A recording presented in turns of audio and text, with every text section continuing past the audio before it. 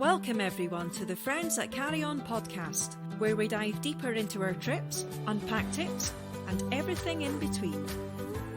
Now sit back, relax, and get ready to go on a trip with your favourite group of friends. Hello and welcome to the Friends That Carry On podcast. Today we are going to be talking about travel photography. And in the friends that are here today is... Walt. Brian Romine here. Eric Fargo. Tony. And I'm Jim Scott.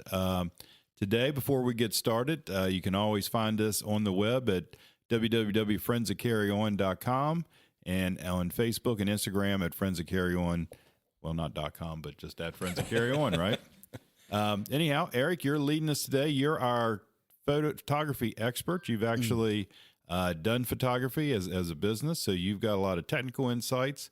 And then hopefully we've got some of our own insights and anecdotes with why we take pictures and post them and so on and so forth. So, Eric, why don't you take the mic? I hope that you do have some insight because I can't do it all. Gosh. Thank goodness. Photography. So, why? Okay. Well, I guess I'll just start right off the bat and cover some basics. Basics. Really basic things to help the average everyday person out there take a good quality photograph.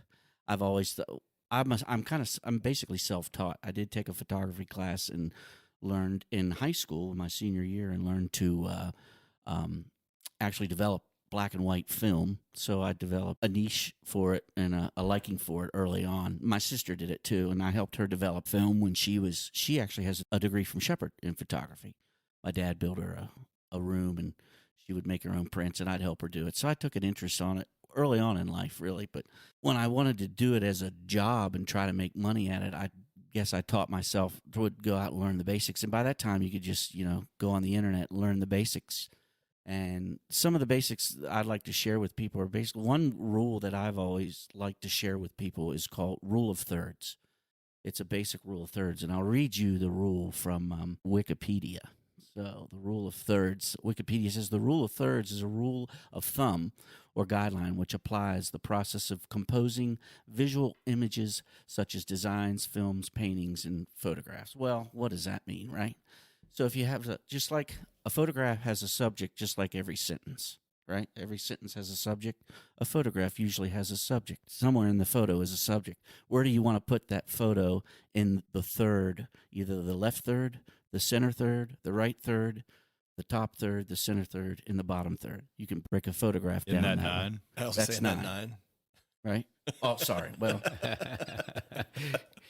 Jim Scott, our math expert. Photography and math lesson. So the rule of thirds also works in interior design. Yes. My wife is an interior designer, and quite often she will segment a room, and like on a particular wall, there'll be 3 items of interest on that wall. So it's the same concept. It's the same basic concept. Excellent. Interesting. So, Eric, when you mentioned the subject, would you be placing the subject within one of those thirds? Yes.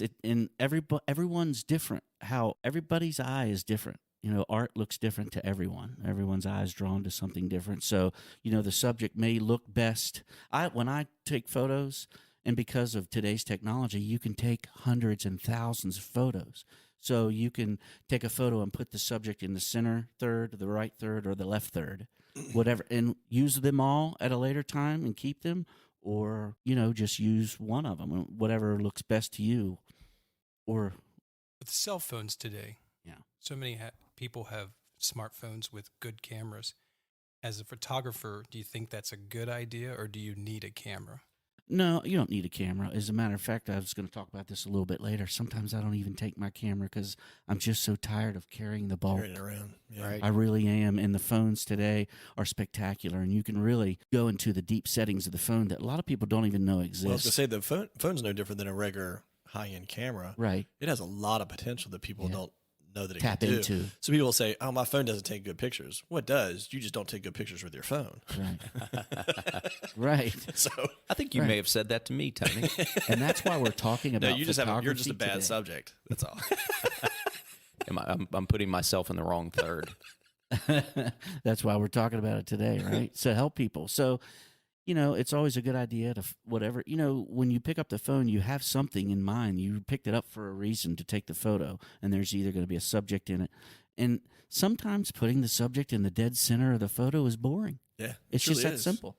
Well, the other thing is part of the reason, and this goes really more into, at least for travel, right? When you're going someplace, one of the things the reason you're taking a photo is to capture where you are, right? So if you're smack in the middle of the photo, you're really not getting much representation of what is in the background because it's taken very small pieces. Versus if you can be off to the side, right, you can get like the Eiffel Tower off to your right. But if you're in smack in the middle of it and the Eiffel Tower is just off in the right corner of it, it really doesn't have much appeal. Right, I agree. Mm-hmm. So it's within the eye of the beholder, just like beauty. Some people can take a good photo, and some people can't. And some people I think a lot of people are too quick about it these days. In the old days, photography, when you had to use a camera, it was all about setup. If you set everything up properly, you're going to get a good photo, which means your lighting, which we'll get into here in a second, and your tripod, whether you need it or not, things like that. A lot of those are still necessary today, even with a cell phone. Setup is key, and you can buy some of these accessories to help your setup and really take a good photograph, because sometimes these cameras are so sensitive, they'll pick up your pulse, so if you want to get that sharp, you're never going to get that sharp because it's going to pick up the pulse in your hand. They're that sensitive and that good. So pretty crazy. It's wild. So let me ask you this though. What's important about travel photography? What's important? Memories for me. I think it's a subject that's probably different for everyone. Maybe some people it's work, it's their work. National Geographic type people, it's their work. For me, it's memories. And nowadays with technology, it's time stamping. Time stamps everything. That's because you go so many places, you forget where you were. Is that a bad thing? That was actually one of my notes was the reason for taking photographs is to remember where I've been and when. That's a good problem. Absolutely. It helps me if somebody asks and says, well, Brian, when you were in Germany, what did you do? Well, I can go back and it really just into my phone, and I can go back to those dates, and I can scroll through the pictures by each day, and it helps me remember what I did. And so, yeah, it's to help me remember, because I'm a little older now. And so is that why I see you taking pictures walking to the office so you remember where you are? I remember how to get home. So that's like dropping breadcrumbs. It is. It very much like that. But the other thing I noticed too is, and I'm stealing this totally from Trevor Noah. We went to saw him in concert the other week, and he was talking about you were just talking about how easy it is with your phones to take pictures. He's like, if you notice, everybody is taking a picture. Picture. How many people even go back and look at them? Now, if you really are truly into it, most people are snapping pictures because they feel like they needed to take a picture, or they want to instantly throw it up onto Snapchat or Instagram or something social media, and then they forget all about it. So I think part of the thing, if depending on what your purpose of the picture is, probably dictates how much time and importance you should take into the setup. If you're just going to throw it up on Snapchat just to brag about where you're at today, is a little different than if you want to put a canvas on a wall. Well, right? I mean, I think that's an interesting question for everybody is, why do you pull your phone out or your camera out to take a picture? What causes you to do that? What's the purpose? What's the reason? For me, when I travel, it's a view. Mm-hmm. My mind's drifting. A landscape? Yeah, okay. my mind's drifting to like Haiti. There's a Baptist missionary mountain that they've developed and cultivated, and it's such a beautiful mountainside. It goes up to like 4,500 feet. It's so beautiful, but when you take the picture, and this is a question for you, sometimes it's so surreal when you're there, it doesn't parlay into that photograph, if you know what I mean. Yeah, sometimes the reality isn't transformed through the photograph. Well, sometimes the picture can't capture it. Sometimes it can't. Yeah. And sometimes it captures it more than anything. It just depends. Really, it depends on my lighting. That's another basic tip I'd like to give is lighting. Yeah, as the sun shines into my face. But that's a good thing. Basic lighting, yeah. The first thing I learned as far as making money with photography, there's only two real good times to take pictures outdoors.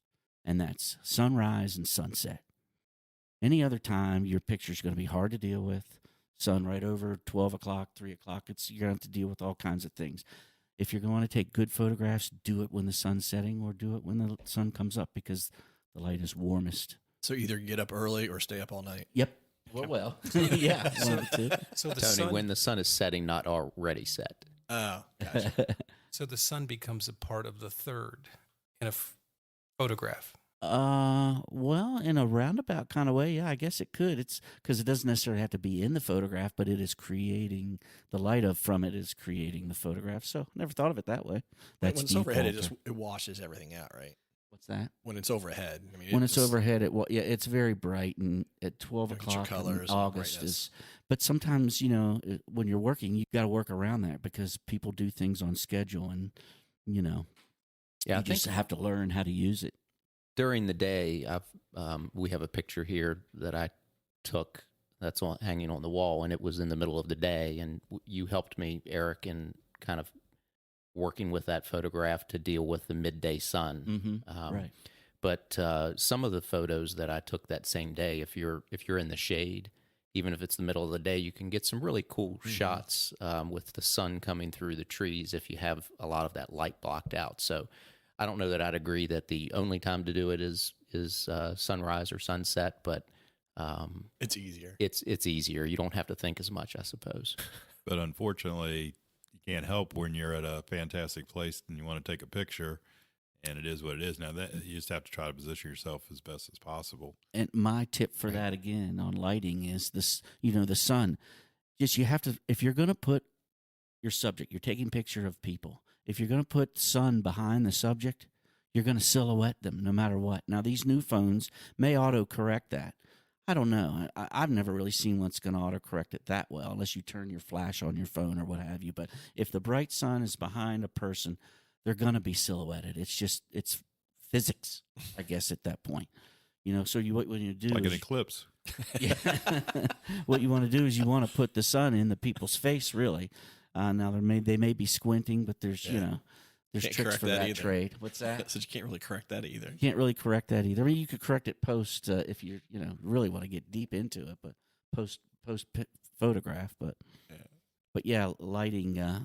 The sun is, it's going to make or break your photo. Really, in the time of the day that it's taken, I feel is this going to make or break your photo also. Favorite photo of all time? I was going to say, Brian, you just talking about great places. What's favorites?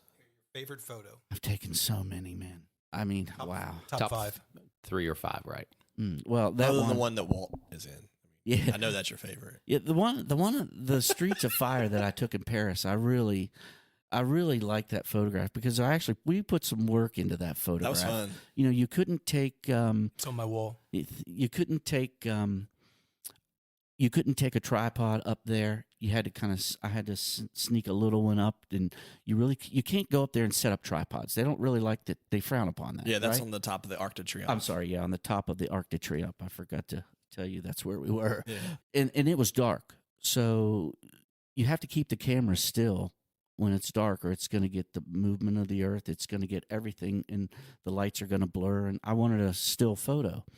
So I had to lean over the edge and kind of set this little half tripod like we're talking on today on these microphones, a little mini tripod, and put my camera on it, and it worked, and I was able to snap a long exposure photograph. And when I took it to post-photograph and worked on it, I exposed it the maximum amount I could. I'm like, that's really cool. I like that. And I left it that way. So it's just an overexposed photograph of the Champs-Élysées, and it's all the streets that go it's dump all, into yeah, the it's circle everything. there at the Arc. It turned out really well, and Yeah, it's I really cool. that's probably my favorite that I've taken. Man, I've been so many cool places. I tell you, that photograph up on top of Maryland Heights it's real. I tell you, we've been a lot of beautiful places in this world, but up on top of Maryland Heights, overlooking Harper's Ferry, where the two rivers come together, it's one of the most beautiful photographic scenes I've seen and all over the world, really. And so we live in a really special place to have that right here. Yeah. I was going to mention that last week when we were talking. Jefferson Rock, which is on the West Virginia side of Maryland Heights, and it looks down. So if you're on Jefferson Rock on the West Virginia side and you're looking down the river, you're looking down the Shenandoah, and the Potomac comes off the left. And at certain times of the year, the Shenandoah can be flooding, so it's running brown or muddy, and the Potomac is running green. And when they converge at Harpers Ferry, at the point of Harpers Ferry, you have a green and brown waterway spilling into the Potomac at that point. It's beautiful. Mm-hmm. It is a special place. I recommend anybody come check it out and make that hike up to Maryland Heights. It's worth it. It is a hike. It's it's not easy, but the view is worth it 1,000 times Absolutely. over, if you ask me. Now, what's interesting about that particular spot is I can remember never seeing.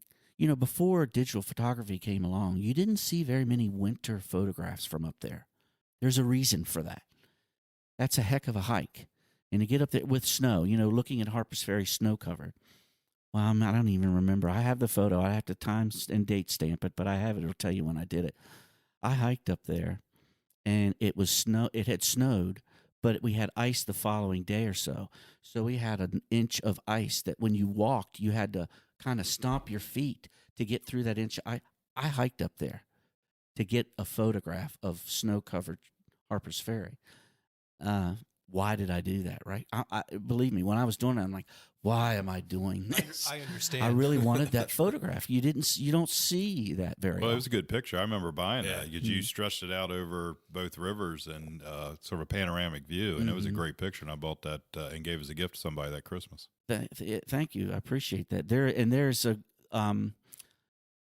a good dealing with the elements. So you're given whatever God gives you. There's clouds up there. How do you make that look good? And then I got up there and I'm thinking, the heck with making it look good. The view makes it look good in and of itself. So I'll just let the clouds do their own thing and work at post photography and kind of make it cool and pop out and make So it turned out to be a really good photograph. Awesome. That's one of my favorite ones. Brian, what about you? What's one of your favorite? Yeah, it was interesting that Eric brought up Maryland Heights and Walt brought up Jefferson Rock. A few of my favorites are, of course, from travels, and the Eiffel Tower and pictures from the top of Arc de Triomphe at nighttime, which the photograph that we have in our office that you took, Eric, of what you called the streets on fire. That inspired me to take those pictures up there. Oh, cool! Great. And it was a really cool picture. But my favorites kind of go hand in hand with what causes me to, or the reasons why I take photographs when I'm traveling, and it's mostly related to family. So I want to send pictures back to my parents. They love to get pictures of the kids, of us out doing things. So that's one of the reasons. And so some of my favorites are, and Eric, when you mentioned Maryland Heights, my son and I, we ran the JFK 50 miler back in November, and one of our runs was from Shepherdstown to Harpers Ferry, up Maryland Heights. Oh my. And we took a selfie up there, and it was the middle of the day, but it just turned out to be a great photo. And that's certainly one of my favorites. And of course, when we finished the race and we've got a photo together, that's great. Anything with me and the boys, and then one with me and my wife at Jefferson Rock. As you were mentioning, we had hiked up to the top of Jefferson Rock, and we were inside of the old church up there, and had a picture taken of us through one of the windows of the church as the sun was setting. And you got the rivers in the background and the ruins of the church all in one photo, and that was one of my favorites. What about you, Walt? One of my favorite photos is with Jim Scott, Yank, and Terry Hall. My wife took a picture of us under the Eiffel Tower my very first time, and it's in our bedroom, and it's one of those memories that you enjoy. And another favorite is sitting at Sakakura with Yank and Terry, just having a bottle of wine and some baguettes and just watching the street performers. Those are, like you said, those personal photographs with like Sakakura in the background. Those are, I think, really valuable. It's awesome. Yeah, the pictures of the scenery and the locals when you're traveling are wonderful. the ones that bring back those personal memories always turn out to be my favorites. When I look at those and I remember the experience that went along with the photograph. You know, I can take 1,000 pictures in Paris or in Germany or in Italy, but the ones where you look at them and you remember a moment, those are always my favorites. What about you, Jim? Well, I'm going to answer this in two parts. First, Brian had asked earlier why we take pictures or like to take pictures and so forth. And I used to hate to take pictures. Couldn't stand it. I didn't want to be bothered with carrying around the camera. And then if I'm looking at something awesome, I don't want to be digging in to find a camera, or especially when we first started traveling. I mean, you're truly carrying a full camera and that type of stuff. So I'd never had the patience to learn, you know, a normal camera and then carry it around and then have the patience in the moment of whatever that scene was to take the picture. So I hated it. But then obviously after we started traveling and this became a thing, I realized I couldn't just rely on everybody else's pictures, whether it was uploading to social media or whatever, and that I needed to get a little discipline in my life and add taking pictures. So I still wasn't going to carry a big camera around. I wouldn't go out there and shop all the Canons and Nikons and all that type of stuff. But I knew if I got a good cell phone, which I had smartphones and all, but I'm just like the people Tony talked about, that you have all these things within your camera that's good, but I have no idea how to use them, and I didn't want to learn. So about, I guess now a little over a year ago, when I really had made the commitment to myself, one of those New Year's goals or whatever, that, hey, I'm going to take better pictures, or I'm going to take pictures, and I wanted to be decent. So at that time, the Google Pixel phone had just come out, and at the time, it was the best cell phone camera. So I decided to invest in that, figuring it would help correct a lot of my imperfections. So Well, at least in that your one. photos, you mean? in my yes, in my photos. Good. So anyhow, so I got that. I learned a little bit, obviously, to do better. Started listening to little tips Eric said about the thirds and lighting and that type of stuff, and tried to incorporate it. But even then, I'm not real patient in the moment. I want to enjoy the moment and that type of stuff. So I find myself clicking a bunch of shots, trying to get it lined up and set up, hoping one or two of them are good, but of the same thing. So I'm a little different in my philosophy. But there's probably a lot of people like me out there that aren't necessary camera I'd say that's enthusiasts. But having said that, so that's why I had to say all that, because like the picture Walt talked about, the Eiffel Tower, that's one of my favorites. I mean, I got some of my best friends. First time I'd also been to Paris and under the Eiffel Tower, and to have a beer there and they capture it. And just before that, I had been interviewed by a Chinese documentary. What? And spousing on, yeah, they asked me something, and I don't remember what the question was now, but it had something to do with politics and all. And I just gave them some long, drawn out BS answer. But they're sitting there with a big camera. So I was on some Nice. Chinese documentary just before that picture. So it brings back a couple memories. Jim is really smart, you guys. Hardly. They picked the wrong person, though, because I didn't shut up. now You I probably had want a to few find beers, that right? documentary. Definitely a couple. So, and I don't even know if they serve beer at the Eiffel Tower anymore. At least I don't remember. You So- can't take that picture that you guys took. No, You because can't do that now. yeah, And who took that picture? somebody, Tracy did, probably right? the Chinese people. Oh, it's a really good photograph because, again, what draws your eye? Why do you take the photograph? Why do you look at something and say, "Oh, I'm going to pull my camera out of my pocket"? With me, I like depth of field. There's good depth of field because it's from underneath of you all, and the Eiffel Tower is behind you, and of course it gets smaller in the depth of field. So it's a really good photograph. Mhm. It really is. Tracy did good. Yeah. That's a great picture. And there's a bunch of others that have been taken by our friends, and Tony's probably going to mention one, so I'm not going to bring that up now. So they're just fantastic. But I was always borrowing from other people. So when I'm writing a blog or something, I was going back and stealing other people's pictures to put in the blog. Even though I'm in the picture, I was on the trip, I experienced it. It still wasn't my picture. So that's why it was important to me to be able to at least have some authentic pictures of my own. So starting here in the last year and a half, so it's a very short period of time for our travels, started taking those. And I guess one of the nice features on the Pixel is at night. It's not a flash, it has night photos. So two that and I've got a travel room at the house that I've put a lot of our pictures up, some small, some bigger, whatever. There are two really good pictures that just happened to turn out. I had no idea whether they would or not. And one is when we were in Athens at Seal Rooftop Bar of the Parthenon, and it lit up and it turned out beautiful and just an iconic moment and one of those hair-raising moments when you were there. So it captured the memories, probably more important than anything. Mm-hmm. And then I was in London about this time last year, and we had been at London Tower of London, and then stopped at the little bar hung, drawn, and quarter at the top of the hill. And we were coming down, and one of the couples that were with us, Kurt and Robin Bridges, wanted to get some pictures of Tower Bridge.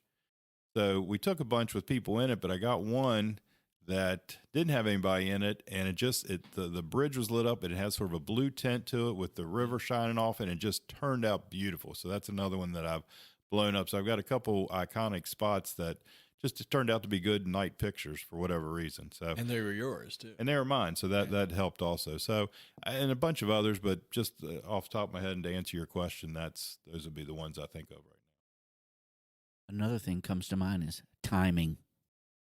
I mean, sometimes timing is the only thing. There's only a certain time you can get a picture. Sometimes timing is key. So also tides, things like that. Or just the crowd, the moment, Yeah. catching the right person at the right time. You're talking about time of the day. Like if you're going to snap a picture of Running of the Bulls and Sanford Men Festival, you can't do that at sunset. Nope.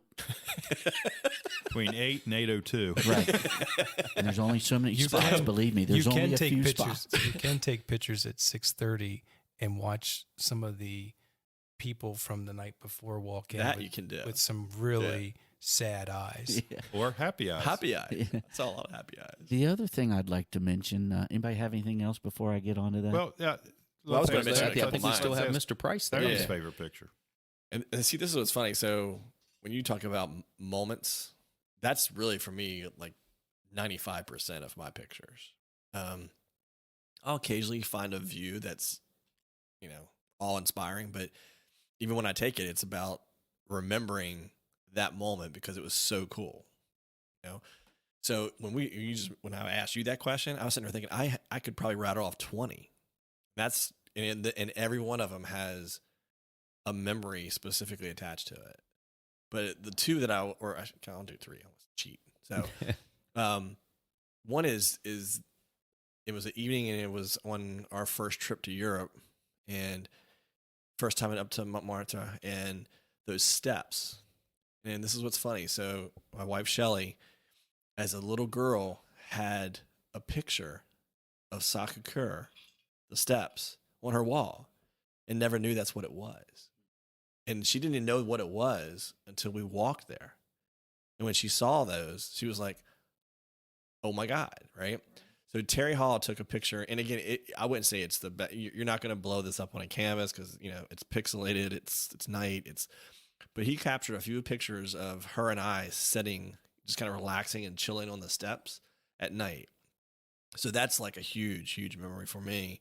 I think the picture that Jim you were mentioning was on our big trip in 2013 on the steps of Courtenay.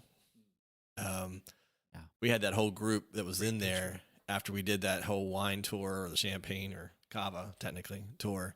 We're sitting on the steps and our tour guide, I think, is the one who ended up taking that picture. But that, again, what a spectacular trip. And that's one of the few pictures where the whole group, for the most part, was, captured. So in one place. yeah. When I think of Friends That Carry On, I think of that photograph. And I wasn't in it, but I look at you guys, and that's truly who we are and what we are. Yeah, exactly. And I'll say is a good representation. and another one which is similar to that, and it's more recent. It was actually your first trip to Pamplona, and it was on Guinness Mondays, right? So This Monday's cool. yeah, so we roll up there, and we just happen to get a picture with all of us wearing, similar T-shirts, and and it was just it's a great group picture. So when you look at that picture, and that's one of the pictures that's on our website, by the way, friends. An example of taking photos in order to remember things that you may not remember otherwise. Absolutely. And then on a selfish note, again, talking about a moment, was that same year, February. Yeah, I think that my last run is like one of my favorite pictures, right, with the bull that I got to run with for a significant period of time and got bruises from him and all kinds of wonderful stuff. But one of the professional photographers there captured that moment. So it wasn't my picture, but it was one of those few moments where you're lucky to capture that picture if you run 50 times. So, so every one of mine is all about memories. Yeah. Now, talking about Shelley, I would say that's destiny. Yeah, it's pretty cool. It's one of those things that I always look back on, that was just a really, really cool moment. Yeah, she's mentioned that story to me, and I think it's just a remarkable story. Yeah. A little girl growing up in West Virginia with a picture of the stairs leading up to Montmartre in Sacré-Cœur, and you end up being there one day. That's pretty special. A couple little other tips I'd like to give. Well, before I get there, I've been up in 2 hot air balloons and photographed. Not many people have really done that. I don't even know of anyone else except, some pictures you may see in a magazine or something. I don't know anybody personally that's done that. And that was a really cool experience. And I got to go above the Shenandoah Valley from the Virginia Balloon and Wine Festival years ago. Yeah. I just got an inkling they were having to contact a pilot. I contacted several. One got back to me, and he traded my photographs that I took. It was $200 to go up in one of these balloons, but he agreed to trade a photograph that I took for that, so I didn't have to put out any cash for it. And I went up in a balloon. It was a really interesting experience. I have wonderful photographs from that because I rose up above the Shenandoah Valley, and the clouds are still stick to the river, and it snakes through the valley. It's just spectacular. I'm like, oh my God, these are the greatest photos ever. And they turned out very well. So did you have the wine after the balloon ride, or did you have wine on the balloon? How does the balloon and wine festival work? Can you drink and fly? Right. Actually, the pilot does not, but we became very good friends. I took 2 flights with him. He was a French guy. I'm sorry, I forgot it. I forget his name because it's been many years ago. And he celebrates every landing with a champagne toast. Thankfully, get his feet back on the ground. Yes, no kidding. No, I'm not kidding. So I flew with him twice, and I actually did a 9/11 a memorial balloon flight. They do every year. They release in Pennsylvania at what's the academy there? No, not in Pennsylvania. It's in Virginia. I can't remember. BMI? No. It's a prep school. I forget that. Randolph-Macon Academy. Randolph-Macon. Is that right? Is that in Virginia? Correct. I believe it is. Yeah, that's where it was, and they commemorate I think the pilot and one of the planes went to Randolph-Macon Academy. And so they release balloons from there to commemorate 9/11. I don't know if they still do it, but this was several years ago. I find it funny that he feels a need to actually celebrate every landing. Like, thank God we made it again. I'm not sure that's somebody I want confidence. He was a good pilot, man, because that second flight we did from Randolph-Macon, it was low cloud cover and overcast, so we couldn't go very high. So we flew along treetop level. This was wild because you're flying at 50, 60, maybe 80 feet along the ground and controlling so you don't run it. We could actually touch some of the oak trees. So this was a pretty wild experience. I like that kind of thing. I like adventure like that. That excites me, and I really enjoyed it. Now, the pictures weren't that great because the colors weren't great and the sun wasn't out, but the experience was awesome, and photography took me there. So I hear touching oak trees is code for I almost crashed. Give me air. Tony would want the champagne before landing. Well, I'm going to do the bourbon before we go up, and I'll celebrate when we land. Is it weird when you were talking about that? I had college flashbacks. Eric, before you go on, you mentioned the skies. It reminded me of a tip I'm pretty sure I got from you when we were in Greece, but I didn't really apply it till we were in Southeast Asia. When we were in Cambodia and at all the temples, and a lot of them, because temples go fairly high, were kind of shooting up, so you had the sky as a natural background, and it was making sure that you got and the skies were really blue these days. I mean, there wasn't hardly a cloud in the sky, but getting that blue background at the top or wherever, so it was coming in. I don't know if it's a focal point or the best way to articulate this, but getting in there so that it silhouetted or whatever what I was shooting, which were the temples, but having that blue in there so it made a starking background to it. But anyhow, the contrast, right? So, hey Jim, don't look now, but you're thinking deeply about it. Well, it was quick. It was up, and I knew it was a fleeting moment to raise the camera a little bit higher just to get that blue background in there. So,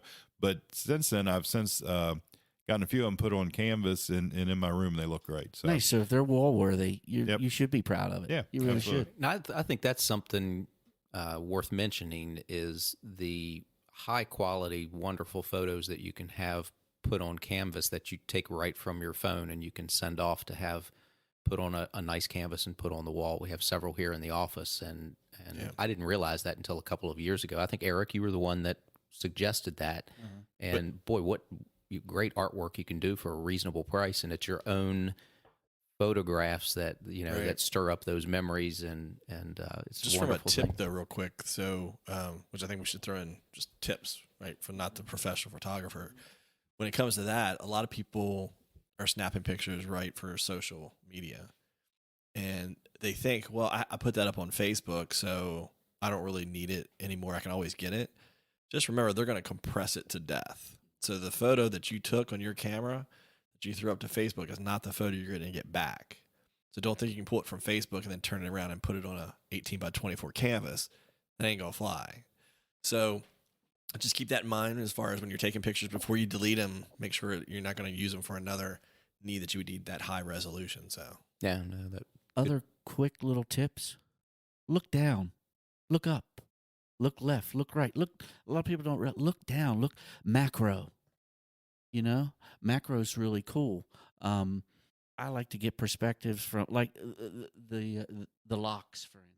Oh, the lock bridge on the bridges. The close up or the macro of the locks with water in the background. Rome's spectacular. I really like taking photographs of Rome. The water's really clear and. I took a lot of good photos in Rome, all of Italy, really, because the lighting was good. Yeah, I know what you mean. Like, I got one that I think you're talking about. It was on a trip across the Atlas Mountains. And we stopped at that little cafe on a mountain cliff, right, that overlooked this huge valley. And it had that azure blue everywhere on their gates and the chairs and everything. And it's such a stark contrast to the red, yellow desert that was behind us. And I took a couple different photos, like focusing on the far away desert with that blue kind of blurred out of focus in the foreground, and then just the opposite. And those two photos side by side are really kind of wild looking. Kind of that whole depth and different perspectives. I mean, a lot of people like to take photos of pets and dogs and cats. Well, get down to their level and see what it looks like from there and take a photograph from there. Hey, put a GoPro on a collar of a dog. Yeah. That's the best pictures ever. I know, right? An ant's view, the view of an insect. I mean, if you got you talking about your own dog, Tony, or just anybody's? I'm going to put a GoPro on one evening when we just are letting loose and just see what happens. That could be funny. Yeah, so, look for different perspectives from different perspectives, heights, lows, out in the middle of a railroad, maybe something like, but don't get yourself hit. Sorry. Don't tell people to go on railroads. Yeah, don't do what we do, folks. Don't do this at home, right? Another good tip when you were talking about thirds, and the glorious thing about having a camera now, whether it's your phone or just a regular camera, is the fact you don't have a film limitation. I mean, barring you just being at the end of your memory card, right? You can take 25 photos in 10 seconds, So when you were saying you should capture, when you're taking a picture, go ahead and take 4 or 5 of them, because you never know when you're, especially if it's a person, whether somebody's looking away, you don't have to tell them to go back, just snap a bunch of them and then move the target around in your, the focus in your camera and have those different backgrounds. You look at them later and then delete the 5 that suck, and then you may end up with 1 or 2 that are great. But why not take a bunch of them? It doesn't take that much time. Really good advice. And you also never know who accidentally photobombed you or just stepped in or just stepped out and you thought they were out of the frame, and then you see their ass or their hand or something like that in there. One of my favorite photos is a photo bomb. It's of me and Lee Lucas at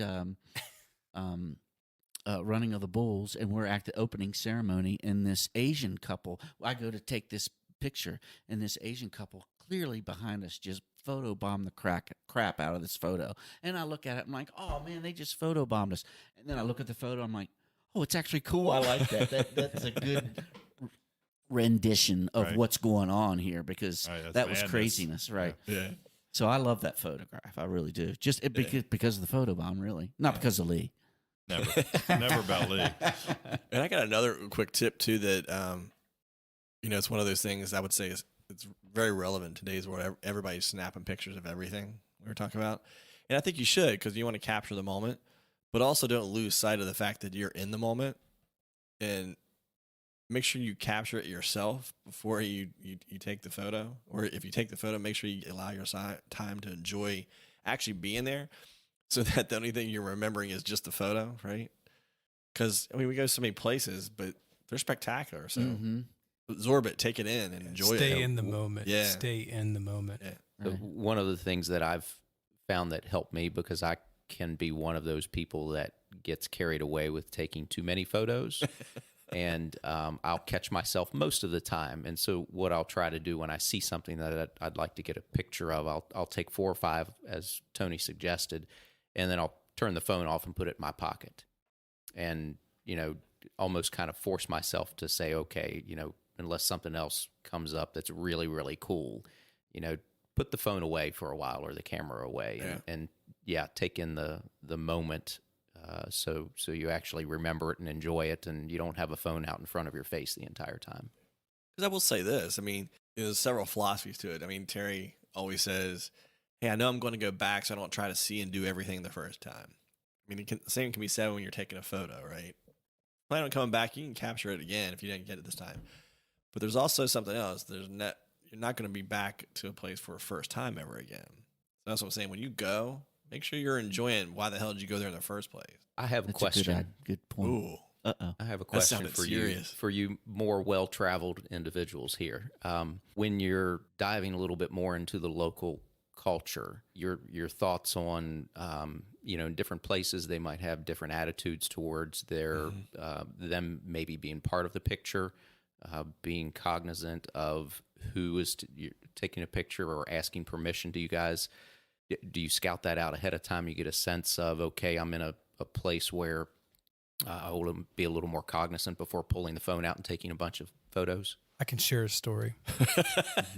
I thought somebody might have one. So, I go to Haiti every 2 years on a missions trip, and the Haitians, most of their culture practice voodoo.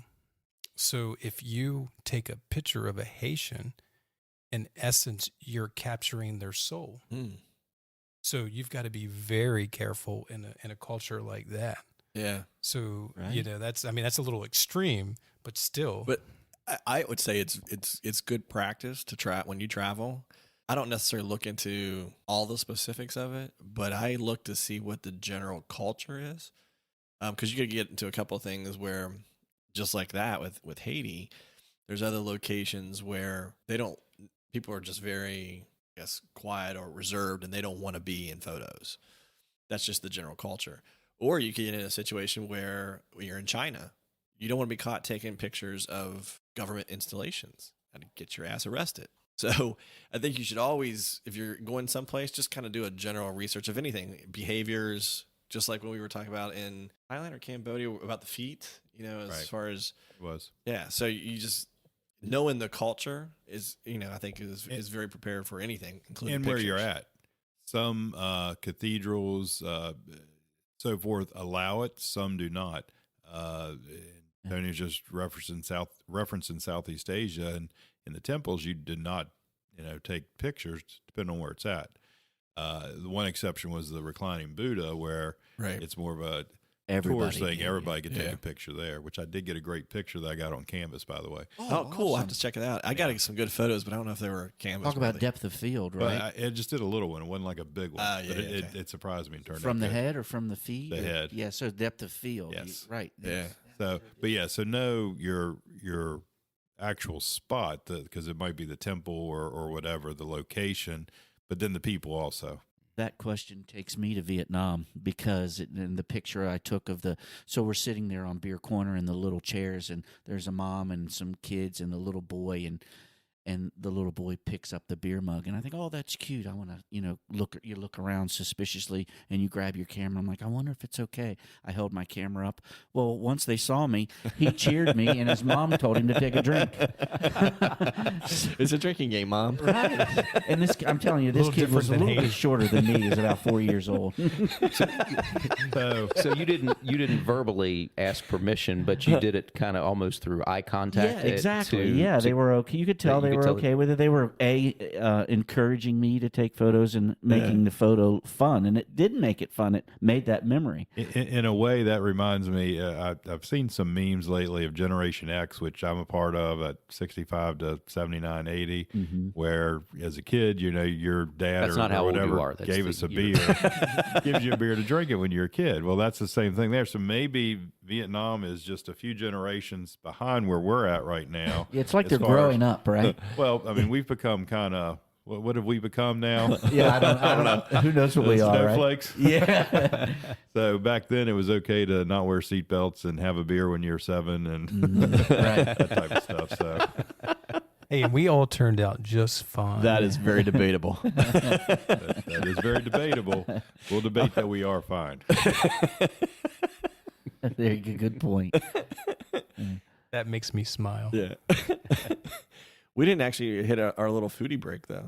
Oh, right. Well, we could hit that right now. I don't It's know too where late. are we? It's too late. I think you missed your dining experience. Oh, No, I'm well, kidding. we could always go back. We get carried away on these. It's such a good photography, such a good subject for me. Well, I want to hear it. Can we get Tony in here for that? Oh, absolutely. Sure. I mean, I was actually, and again, I think thinking about our topic, which was just photography, and again, which to me captured moments. And it's probably because it's recent too, but it was our trip to Greece, and just the dining experience, and that was in Santorini, on the cliffs. And you could find any number of restaurants with spectacular views. I mean, you have to be a idiot not to find a good view. I mean, you really do. I mean, it's just a matter of timing and finding the right spot. But so we could all find one of those then. Yes, you could. Walt might struggle, but I eventually would find it because they would leave me there. But it was one of those experiences where we sat down, towards sunset, and those views, the waters, and that's one of those things. I don't care how many photos you take, and there's some spectacular photos out there of Santorini. I haven't seen one photo that is as good as the real thing, and that's, I mean, it's just spectacular. It's just one of those views. And so to me, that meal sitting there, we had a variety of things. You had a seafood salad, which to me, crazy. When you think incredible. salad, right? There's no lettuce. there was no lettuce there. It was just all a seafood different types of buffet and a seafood. plate. So I don't think what either of us was thinking. I was like, if I known that was the seafood salad, I may have gotten the salad. But That's the one where I videoed him filleting my the fish. So to get away a little bit away from photography and into we said fillet fish. Oh, I was hoping that wasn't a euphemism. Filet-O-fish. You think it was McDonald's? Is that what you thought? Eric got so excited he jumped over the table. Yeah. Well, good thing this is captured on video so you can see his reaction. But I'm getting a cramp. Uh-oh. Oh, Keep I'm so talking, sorry Tony. we didn't have video ready for this one. but yeah, the Comedy hour here. We had the fresh fish catch of the day, and they come out, and the service, the presentation, is spectacular. They fillet it, debone it right in front of you, and plate it, and it was just awesome. And Did you mention the name of the restaurant, or did you remember? I didn't, just because honestly, I didn't have a chance to look it up before we came, and I can't remember the name of it. But it's going to be in the blog write up. I'll make sure to put that link in there. Okay. Because we did reserve that. We didn't reserve too many meals, but it's those special things. When you try to get dinner at sunset, you better book, right? Yeah. I mean, you can get plenty of places before or after, but if you want to sit there at sunset, you need a reservation. But again, the food was great. I mean, it was great. And but it's one of those moments in time that you just go, yeah, I've eaten there on the cliffs of Santorini and at sunset. It was incredible. Yeah. Well, that makes me think of some comments that I heard. I don't know if it was you, Tony, or Jim or Eric, about taking photos of food. And I know that we've talked about that before. So photographs of your dishes, and people post them. You see it all the time now on social media. And I wondered if you guys might have some tips for just taking better photographs of your dishes in restaurants. My first tip is macro. Macro is close up. Food, if it's good enough to eat, it's good enough to take a photograph of, really. And especially if you're getting in a restaurant, they usually make nice presentation. Get close to it. Don't get far away from it. You can't see it. People want to blow it up, and they want to see food. But I'm bummed, right? So that's my particular preference. I like to get macro shots of food and get close up on it. I think it looks better. But it shows colors. I've seen some of your photos though where you do just that, but you also incorporate something in the background as well that gives it more variety, more depth, and some things are blurred, which kind of gives it a little bit more character. And I don't know. That's aperture. The aperture. Yeah. Where you focus something on a point behind the subject, or vice versa. Is that a setting within? Yes, it's an aperture setting within the camera. And there's several phones and I don't know if the newer Samsungs do this, but a lot of them vary by their pictures, or I mean the photo app you're using. But this one has a food setting, and it's specifically aperture, so it has a narrowed focus on it. So with the whole design, that you're blurring out anything that's not in that third of the picture. But you're using thirds. That was my question. Are you using thirds? You're always using thirds, really. I mean, thirds are always used. It's just how you use them, I guess, is the best way to put it. The problem I have is I eat my food before I take it. You get excited. Well, that's okay. Take a picture of it eating. That's even better. That means it's good. That's a problem I have quite often. I can't tell how many pictures of the food that I have taken. And I don't take it all the time. But if it's a special moment or for something cool, I try to sneak a picture of it. I also want to enjoy my food. But I've had to recreate something. I had to move something around. I'm like, oh, shit, I just ate half of that. I'm so guilty. Hold on. Here, let me move it over here. I can get this part of it. I've done that before. So I grew up in that 70s family, man. If you were the last one to the table, you didn't eat. So, I just recently I have teenage boys. I'm still there.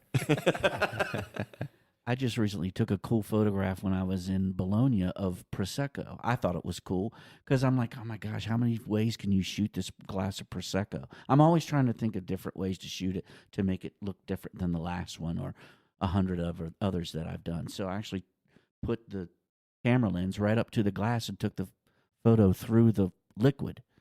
And saw that. It turned out really cool. I mean, one of my favorite pictures too, that you mentioned, that was at Grape Harvest Festival at Montmartre, standing on the steps there, and during the festival they have all the booths, and it was one of the champagne booth, and they gave me this glass, so I took a picture of it.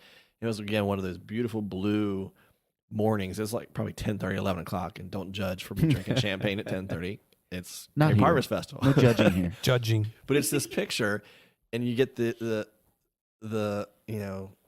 Sakakura in the background through the champagne glass in the blue sky. It is one of those pictures. It looks like an ad picture for them. I probably could turn around and sell it to them. Honestly, it's that kind of crazy, just thought idea that makes some of the great pictures. You have to think outside the box a little bit. Outside the lens. So pictures are moments in time. Absolutely. Yeah, That's exactly. Deep. You just Stopped think of that? moments in time No. with Walter Palmer. Deep thoughts by Walt. Maybe you can write down the bottom one of your pictures. I've already have. It's good. It's right there. I have to remember my photo saying that I coined years ago, but I can't believe I didn't write this down. Behind every shoot, I'll have to look it up. I do remember that. I know. I And think I committed it Jared's to memory a commercial while now? back. I'm sorry? Behind every Jared's commercial moment. now. He had it. It was. It's in here somewhere. You just haven't had enough wine. Yeah, you're right. I haven't. Well, while he's looking that up, and I know we're getting close to the end, but and Tony briefly mentioned earlier, but another way of photographing is GoPros, and Tony has been experimenting with that here in the last couple trips. You got any thoughts or insights on that? Yeah. So to me, it's one of those things that it will capture a lot of great things, and but it's usually from a specific angle. I mean, GoPros are great for what they are designed to do, which is, that kind of in-person experience. So you're riding the bike, still pretty cool, jumping off the catamaran in Greece, into the water and swimming with the fishes, literally, not in the bad way, but and it does capture great video. You can adjust it, and it does have like that fisheye zoom kind of look to it, and it has, perfect things, but it still doesn't, to me, I think without modifying the settings for just that purpose, capture like the still photos that you would really want to do. But as far as some of the cool selfie type of things, it's hard to beat it. It really is. And the fact that it's the side of much bigger than 2 postage stamps. I mean, it's just, once you put the cases on it, it's a little bigger, but you can do so much with it. I mean, I got some great stuff from that trip. But I will also, one of the things we were talking about too before, I think in a previous episode, was, using, what do they call them? Not the dongle, but the, that levels out your photos, but you have to use a lot of cameras. I forget the name of it. Isn't it terrible? But once you get to the Hero 7 or Hero 8 of GoPro, its bounce control is spectacular, and you don't need that. So you can do a lot of things with it and without having to buy a lot of extra equipment to kind of balance. You don't get the movement in the photo. Yeah, it balances it out, smooths it out a lot more. Like a gyro. I forget what it's called, and that's terrible because I didn't have to buy one. But if you have an older phone or some of the older videos, you have to do that to keep that noise down. But they are awesome. I mean, you get some views that you never would have gotten 15 years ago. I have a question. Do you think we can get some of these photos that we talked about on our website? Yeah. For some of our viewers. I think we should take every one of the photos that we all mentioned, and then we do our blog wrap up of this podcast episode. Yeah, it sounds like we'll throw those together. Some are there in some of our previously written blogs, but yeah, I agree. We'll post them and put links to them, and maybe start some a separate link that has a photo album of favorite pictures. Yeah, that's a good idea. It's a really good idea. Well, maybe we'll end it on this. I think I remembered this. You didn't remember it. You just looked it up. No, I had to type it out. I didn't. It's instilled in my memory, but I have to type it out to get it proper. So now nobody can lie about anything. It's captured on Did video. you say distilled? Distilled? This still. What? I don't know. What I said. Rewind that back, please. So behind every picture, there's a story. Behind every story, there's a person. Behind every person, there's a purpose. What is your purpose? That used to be. I wrote that years ago when I kind of started photography. That's not somebody else's? You actually wrote that? I coined that. So what's your I'm purpose? impressed. I haven't found that out yet. I'm still trying to find that out. You got a few years left. Changes every day, right? It changes every day. What's your purpose? Well, between 5:30 and 6:30, he's got a purpose. Yeah, my purpose changes all the time. Does it yours? Absolutely. Depending on who I'm with and who I meet. Man, I feel better. Brings me to Ralph Waldo Emerson. The fear of doing comes from doing. Nothing brings it full circle like how about the old family photo that took me where I'm right. Where I'm going to be in May. That photo allowed me to find family. So it's important, folks. Take photos out there. Don't be shy of the good or bad. Take them. Nowadays you can delete them. So take them. And let me add to that. I mean, we see in the Instagram world all these perfect laid out photos that just don't seem real. I mean, or it's a place that me as a nobody will ever get to or see that perfectly laid out place. Whereas I feel like our photos or the photos anybody takes for their memories are genuine. Mm-hmm. They're real. They might be off center. They might not be in the thirds or off center, a little out of focus, but they're real. They're genuine. And it makes that memory that much more special. Absolutely. I have plenty of pictures that I don't think a photographer would go, damn, that's good. But it's an important picture to me. Yep. Well, before we start wrapping up, too, I wanted to mention, so we're getting close to St. Patrick's Day, or St. Patty's Day, I should say. And we have a couple of the group going back to Dublin for St. Patty's. So how many do we know? Well, there's two of our crew. We have a few other friends that are also going.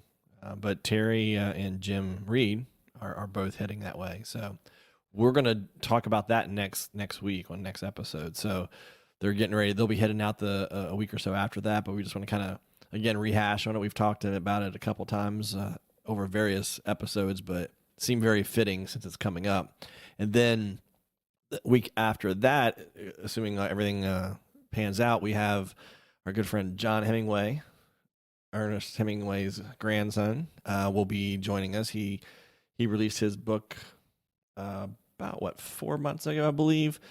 So we're going to get him on. We met him in our first trip over to Sanford Men Festival in Pamplona in 2013. So we thought it'd be cool to catch up with him. So he's going to join us. So that'll be fun. So make sure you stay tuned. Awesome. Pretty cool. Yeah.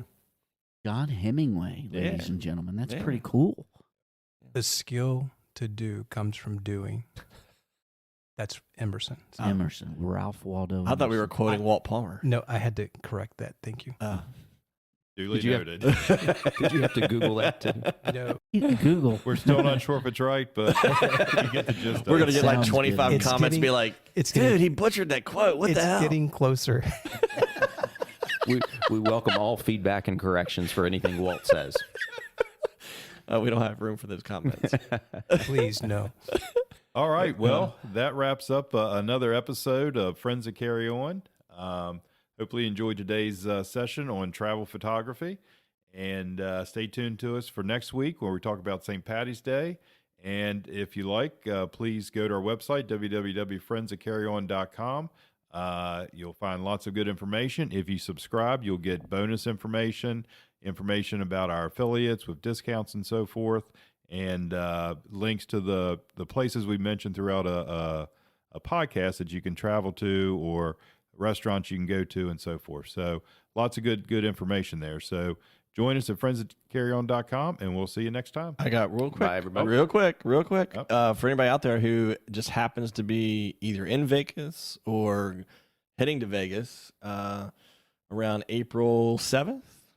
April 4th through the 7th, 4th and through we're 7th. speaking on the 5th. Yeah, so we're going to be hosting a panel on storytelling for the Travel Agents Forum in Vegas. So we'll be there. Exciting. Yeah, so we'll be doing a panel session, and then we'll also be at the booth later that day and the next day. So if anybody's out that way, make sure they come in and check out and say hi. At the Paris Hotel Yep. Conference Center, Yeah, whatever. this will be awesome. Is that Paris Hilton? Her daddy may own it. I'm not sure. She'll be there, right? Well, Right. okay. Peace. All right, see you guys. Thank you. Bye, everybody. Arrivederci. Be sure to join the friends next week for another great discussion. Don't forget to subscribe if you haven't already. You can also find the Friends and other content at www.friendsthatcarryon.com or check us out on Twitter, Instagram and Facebook by searching Friends That Carry On. Thanks again for joining us, and don't forget to carry on, friends.